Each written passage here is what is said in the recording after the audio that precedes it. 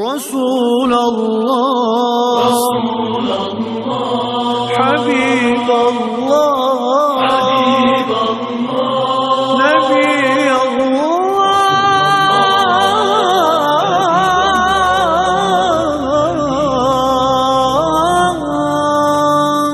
شفيع أعوذ بالله من الشيطان الرجيم بسم الله الرحمن الرحيم الحمد لله والصلاة والسلام على رسول الله السلام عليكم hurmatli qarindoshlar Allah subhanahu wa ta'ala ziminda Mekkeni ulug' qildi. Allah subhanahu wa ta'ala o'zining oxirgi payg'ambarining shu Makka zaminda dunyoga kelishni iroda qildi. Shuning uchun Rasulullohning hayotini bilmoqchi bo'lgan har bir inson Makkaning tarixini bilish kerak. Endi payg'ambar Amerikada kasım bo'ladi, Jungoda kasım bo'ladi, bizning diyorlarimizda kasım bo'ladi. Nima uchun Allah subhanahu wa ta'ala oxirgi payg'ambarining Makkaga kelishini tanlab oldi desak, ulamolarimiz bu haqda nurg'un sabablarni o'ttirib qo'ygan. Jumladan Makkada payg'ambar alayhisolamning dunyoga kelishiga sabab bo'lgan shu sabablardan biri Makka har xil diniy iqimlardan xoli edi qarindoshlar. Masalan, şu vaqtida dunyo qaraydigan bo'lsak, Parisda har xil dinlar, Zardash dini, Mazdak dini, o'xshamagan dinlar. Yunan qarab baqsaq har xil dinlar, Hindiston qarab baqsaq har xil dinlar, Xitoylar qarab baqsaq har xil dinlar. Dunyoda hamma yerda o'xshashmagan bu xato ideya, xurafiy din nihoyat ko'p bo'lgan. Ammo Makka shunday o'xshamagan dinlardan xoli. İkincisi, dünyada o'xshashmagan falsafaviy iqimlar nihoyat avj olgan. Ammo Makkada bunday falsafiy iqim mavjud emas. Üçüncüsü, Makkada muntazam hokimiyat va muntazam bir qo'shin yo'q. Agar shu zamonda biz oldingi dars so'zildim, Makkaga qaraydigan bo'lsak, Makkaning atrofiga qarasak, g'arb tarafida Rum imperiyasi Yevropaning 4dan 3 qismini egallagan. Sharqda Paris imperiyasi Rum imperiyasidan munoyat zo'r cho'ng nurg'un doirani egallagan bir ikki imperiya bor. Janub taraf qarasak Habashiston imperiyasi, podshohlik. Ya'ni Makkaning atrofining hammasida sistemlik hokimiyat va sistemlik askarlar bor.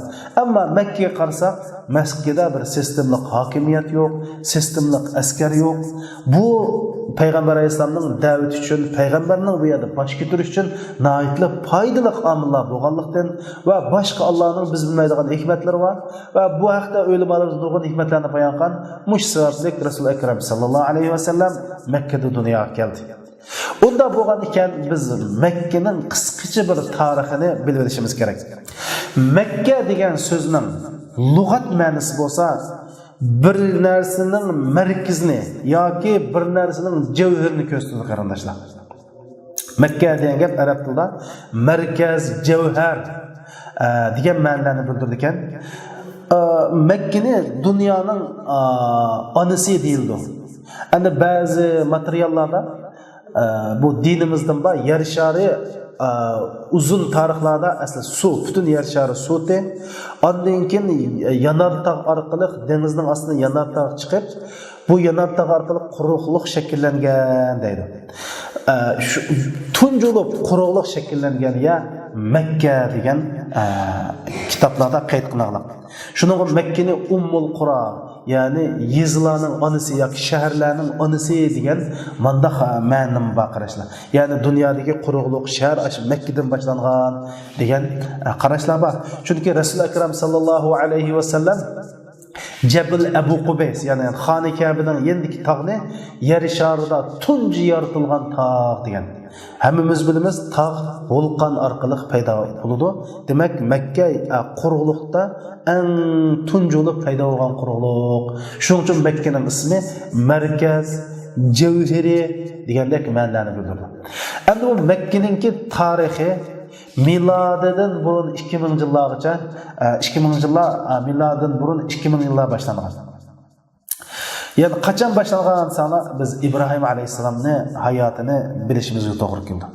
İbrahim Aleyhisselam asli o'zi Iroqning shimolidagi Nenevi shahrida. O'shada tug'ildi. Ondan keyin o'zi shu payg'ambarlik vazifasini ijro qilish, Allohning da'vatini insonlarga yetkazish uchun shu Iroqdan chiqib, oxirida Misrga kelib, Misrdan Falastinga berib, Falastinda o'rtoqlashib qoldi. Falastindan İsmoil alayhissalom tug'ilgan vaqtida Allohning buyrug'i bilan İsmoil alayhissalom 2 yosh çağda Hacer anamızdan ikisini ekilip Mekke'ye qo'yib qo'ydi. Bu çağda Mekke'de hiç nima yo'q, bir o't kuyam yo'q. Şun Kur'an-ı Kerim'de Allah Subhanahu wa Taala bu ahvalni tasvirlab, Rabbana inni askantu zurriyati fi wadin g'ayri zi zar'in inda baytikal muharram.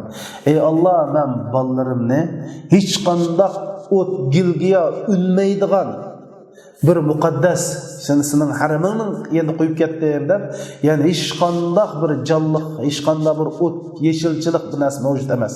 Allohning buyruqlarini Hajar onamizdan İsmoil alayhisalomni shu yoqqa qo'yib ketdi. İsmoil alayhisalom Hajar onamiz, İbrahim alayhisalom Hajar onamizni qo'yib mangan vaqtda Hajar onamiz so'rdi: "Ey İbrahim, mana shunda qaqasliq zaminda 2 yoshlik bolam bilan meni tashlab ketamsa?" debdi. İbrahim alayhisalom keyni qaramayman dedi. Aqlliq Hajar onamiz buningdan bir narsani tushunib, "Ey İbrahim, Allahu amaraka bihada?" Ey İbrahim, mushundaq meni mushaga kelib bolam bilan tashlab qo'yishni Alloh sen buyurdimi debdi. İbrahim alayhisalom na'am dedi. Shundoq debdi. "İzan la lan yudayyan Allah." Undaq bo'lsa Alloh bizni hargiz tashlab etmaydi, sen ketaver dedi. Mana bu Hajar onamizning Allohga bo'lgan mutlaq ishonchisi, Allohga bo'lgan mutlaq iymonni ko'rsatdi. Şunun bilan Hajar onamizningki vaqaligini bilsizlar, İsmoil alayhisalomning tapinining ostidan Zamzam qudug'i chiqdi.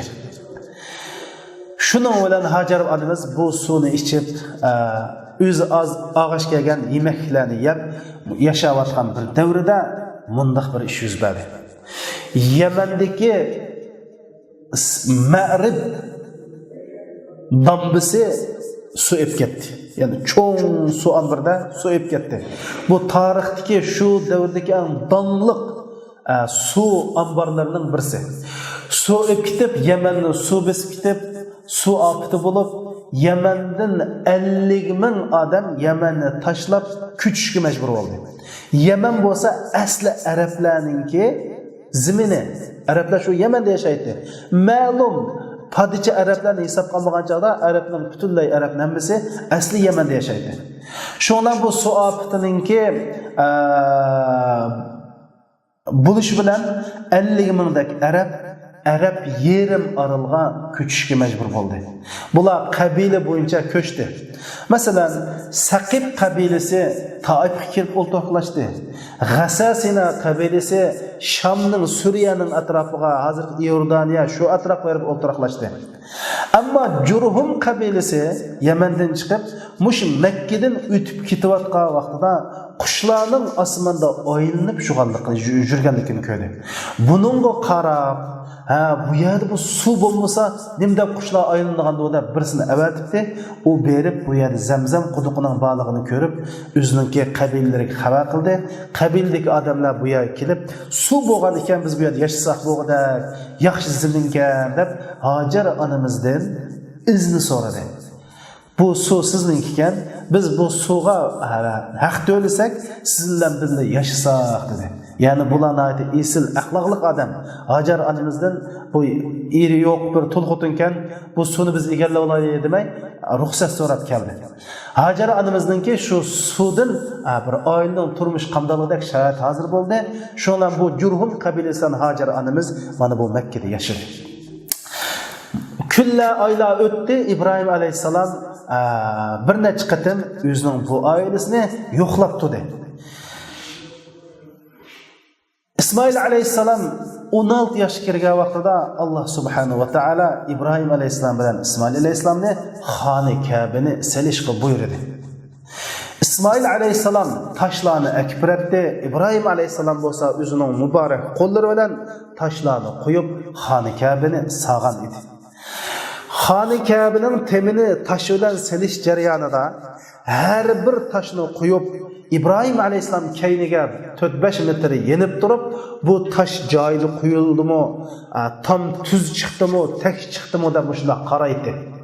Aş İbrahim aleyhisselamning aş tamoni tuz chiqdimi, yaxshi chiqdimi deb qaragan yeri maqam İbrahim, yani İbrahimning tug'an izi deb ataldi. Allah subhanahu wa taala Qur'oni Karimda haj qilgan musulmonlarni, haramga borgan musulmonlarni aş İbrahimning izining qishida turib namoz o'qinglar dedi. Her bir haramga borgan musulmonning o'sha namoz o'qishi sunnat. Nima uchun degan chaqda, mush hajga borgan odamlarning ish qilgan chaqda İbrahim alayhissalomdek astoydil, samimiy, puxta, yaxshi, sifat ish qilishni o'rgansin deb Alloh shunday qildi qarindoshlarimiz. Shunday qilib İbrahim alayhissalom cho'ng bo'lib, mana bu Jurhum qabilasining qizi bilan uylendi. Shuning bilan İbrahim aleyhisselam'ninki İsmail aleyhisselam'ның ayoli Arab, ama İsmail aleyhisselam özü Arab emas. Mana Resulullah'ninki ecdadı mana muş İsmail aleyhisselam'ның neslidan keladi qarindoshlarimiz.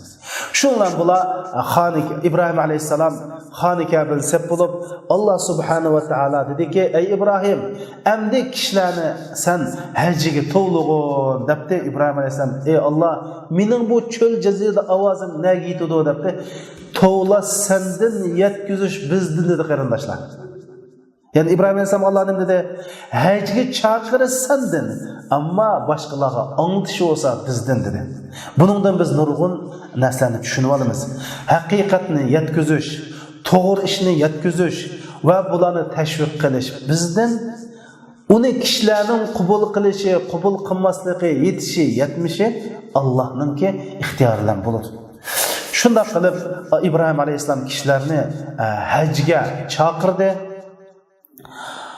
Hajga chaqirib vaj'al afidatan nasi tahwi ilayhim dedi. Ey Allah, muş yer şardaki mening ovozimni anglagan insoniyatning qalbini haramga ürtündigan aş haram yurigi pish qildigan haramning oshqilaridan qilib deb duo qildi. Mana buning hozirgacha dunyodagi ko'rminlagan musulmon qarindoshlarimizning haramga omroq bo'lishining sababi mush shu. Shuning bilan arablar to'plab kelib İbrahim aleyhisselam'ның diniga ergashgan shu vaqtdagi musulmonlar haramni haj qilishga boshladi. Mana bu haramninki qisqacha tarixi. Kunlar o'tib, oylar o'tib, bu Xuza'a qabilasi degan bir qabila şu hozirgi Saudiya Arabistonining Abwa degan, ya'ni Makkaga bir 200 kilometr ariqdagi yerda bir yashaydi, bir o'ringo deb bilaman. Shu yerda yashaydigan Xuza'a qabilasi degan bir qabila bor. Endi bu qabila Makkaninki shu boshqaruv shu vaqtdagi huquqini talashib, bu Jurhum bilan urush qildi. Urush qilib Jurhum qabilasi ustidan Xuza'a qabilasi g'alaba qilib Makkani tortib oldi. Ama Jurhum qabilasi mag'lub bo'lib Makkani tashlab chiqishga majbur bo'lgandan keyin qanday qildi insonlar? Makkadagi boshqalar sadaqat qilgan oltin, kumush boyliqlarni Zamzam qudug'ining ichiga tashlab Zamzamni tundirib etdi. Xuza'a qabilasi Makkani qo'lga olib kelsa Zamzam yo'q. Shundan bular Makkaning sirtidan suv akilib ichishga majbur bo'ldi. Ammo İsmail alayhissalom bo'lsa bu urushga qatnashmadi. Bu urush faqat Jurhum qabilasi bilan, ya'ni İsmail alayhissalomniki ayolining qabilasi bilan Xuza'a qabilasi ikki qabilaning o'rtasida bo'lgan edi. Shunday qilib bu Xuza'a qabilasi Makkani 500 yil so'radi. Şu Xuza'a qabilasida Amr ibn Luhay degan bir arab bor edi. Bu kishi nihoyatda boy, sehi, yuz obro'yli bir jamoat arbobi edi. Bu haramga kelgan hojilarni o'zining shaxsiy mol mulkidan mehmon qiladi, ularning qo'shiqqa yemaklik beradi, ichadigan suv beradi. Dedik chunki o'chada haramning ichida zamzam yo'q. Osh haramning sirtidan jiroq yerlardan suv akilib, hojilarni sug'uradigan, ashtaq yetimlarga, ojizlarga yordam qiladigan mushundaq bir odam edi. Shuning uchun boshqalar bu odamning gapini xuddi qonundek anglaydi. Bu odam ma'lum bir vaqtlarda shu Suriya tarafga, ya'ni Sham tarafga bir safarga chiqib, bu yerda Amalika deydigan bir qabilaning yurtidan o'tib qoldi.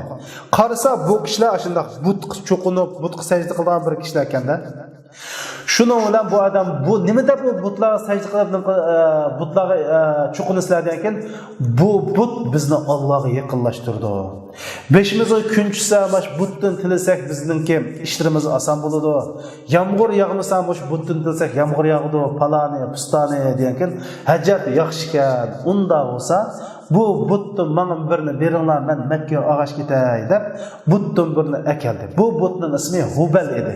Bu butni Xoni Kabening oldiga qo'yib qo'ydi va boshqalarni bu butga cho'qinishga buyurdi. Bu odamning gapini anglaydigan odam jiq bo'lganlikdan Makkada tunji bo'lib butparastlik mana mishadan boshlangan. Buningdan ilgari bütün Mekke atrofidagi arablarning hammasi İbrahim alayhissalomning diniga itoat qiladi.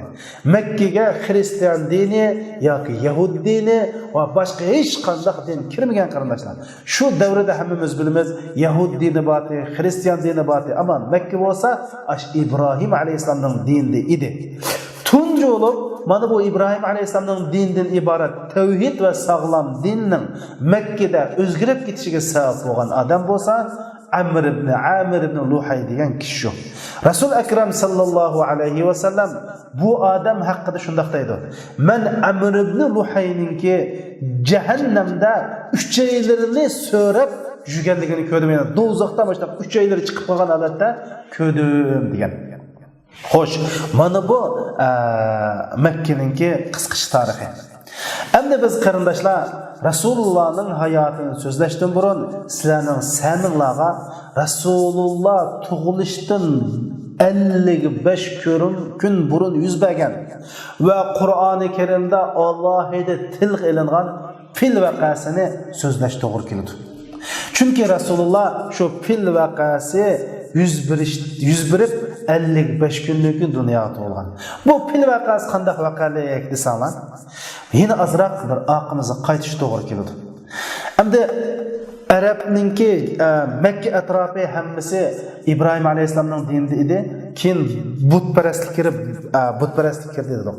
Ammo hozir Saudiya Arabistonidagi Najran degan rayon Xristian bo'ldi qarindoshlar. Bu rayonda Xristianlik avj oldi.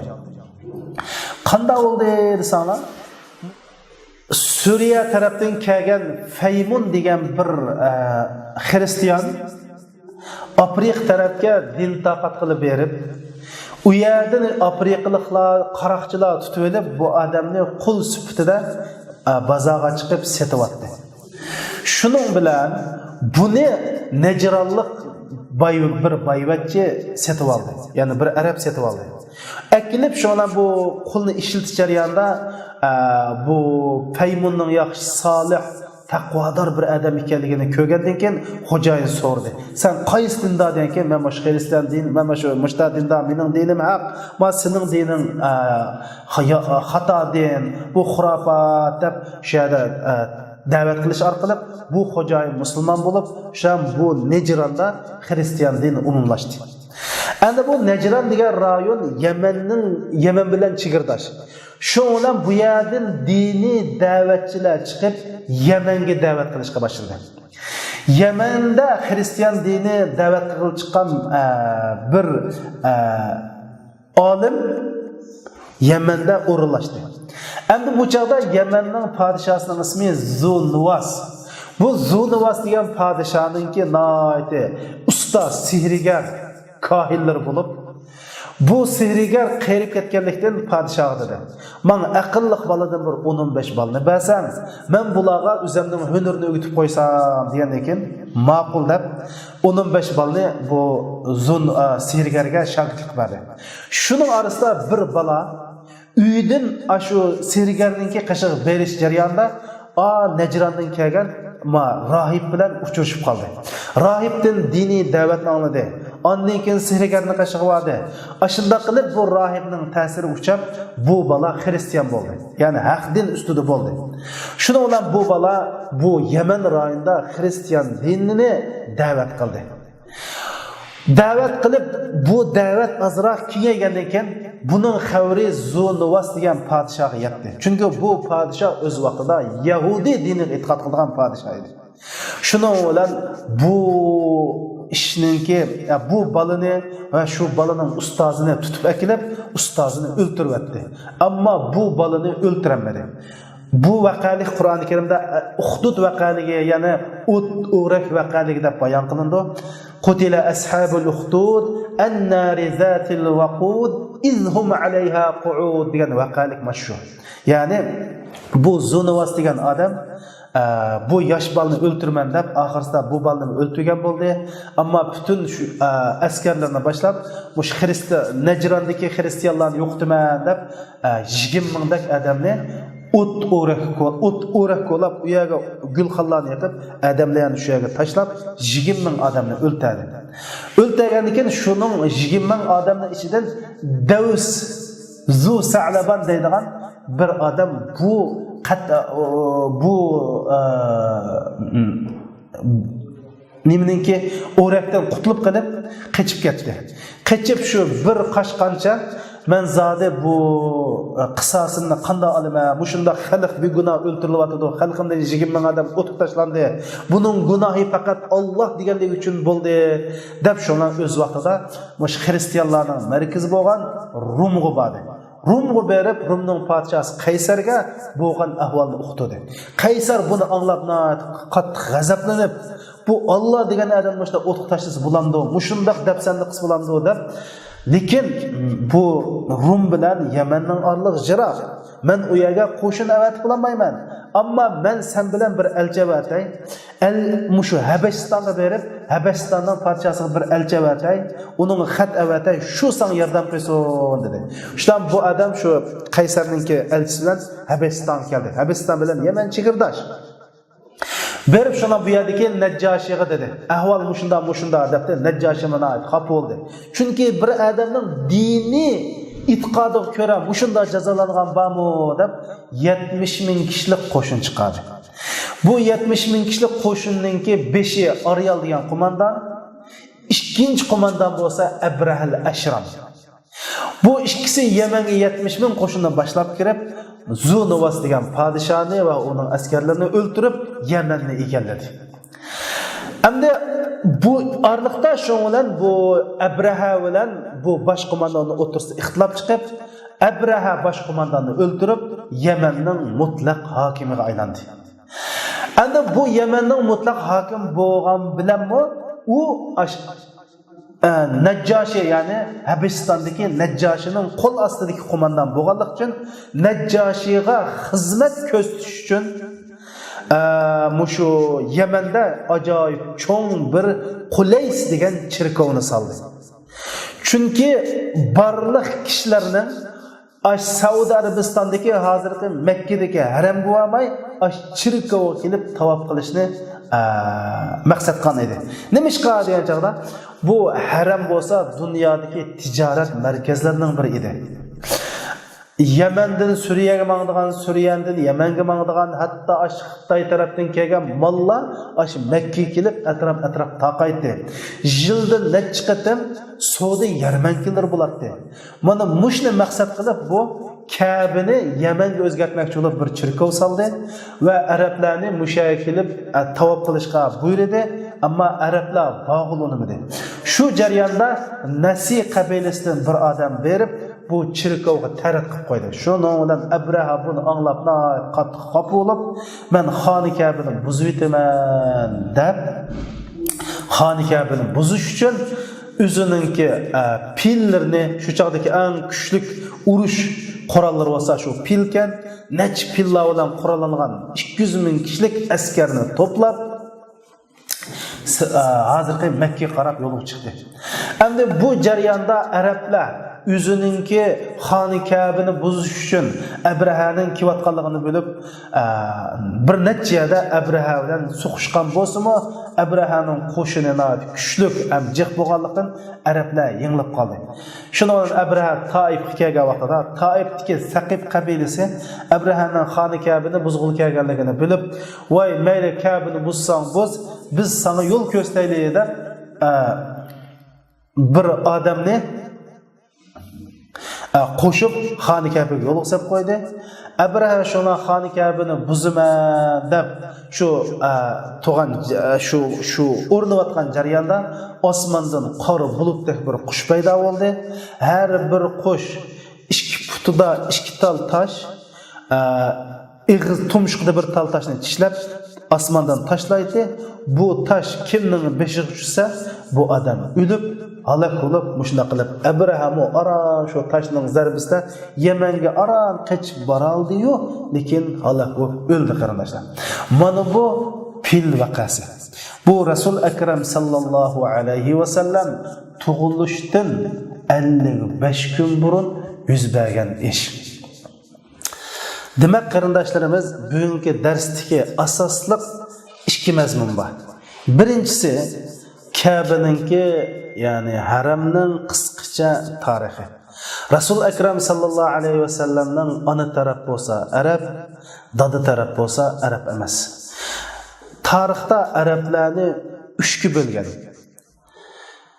Yo'qolgan arablar, madaniyatlashgan arablar, arablashgan arablar. Rasulullah'ningki ajdodi bo'lsa, mana bu arablashgan arablarga tava. Biz bu Makkaning tarixini dedik. Ikkinchisi shu fil vaqasi. Qur'oni Karimda alam tara kayfa fa'ala robbuka bi ashabil fil degan mush vaqalikni sizlarga qisqacha qilib bayon qildik. Chunki Rasulullahning hayotini bilish uchun Rasulullah tug'ilishdan ilgirki bu vaqalikni tushunsak va shu sharoitni tushunsak, Rasulullohning hayotini tushunishimizga nihoyat zo'r foydasi bor. Chunki Alloh subhanahu va taolo mana bu fil vaqasida Kabini qo'dab qoldi. Sabab nima degan vaqtida, agar shu chaqda Abraha g'alaba qilib qolsa, balki Rasulullohningki ota-onasini, Rasulullohning jamoatini, hatto Rasulullohning onasini asirga ilib olsa, demak oqibat nima bo'ldi? Buni Allohdan boshqa hech kim bilmaydi. Ikkinchisi, Rasululloh tug'ilishdan burun Xoni Kabe'ning Alloh tarafidan qutqizilishi Rasulullah'ningki dunyo kelish uchun bir zamin hozirlash edi. Shuning uchun biz sizga bu ashabil filni so'zlab o'tdik. Inshaalloh keyingi darsimizda Rasulullohning tug'ilgan hayotidan boshlab dars so'zlaymiz. Alloh subhanahu va taolo bizga foydali ilm ato qilsin, anlaganlarimizga amal qilib nasib qilsin. Assalomu alaykum va rahmatullohi va barakatuh.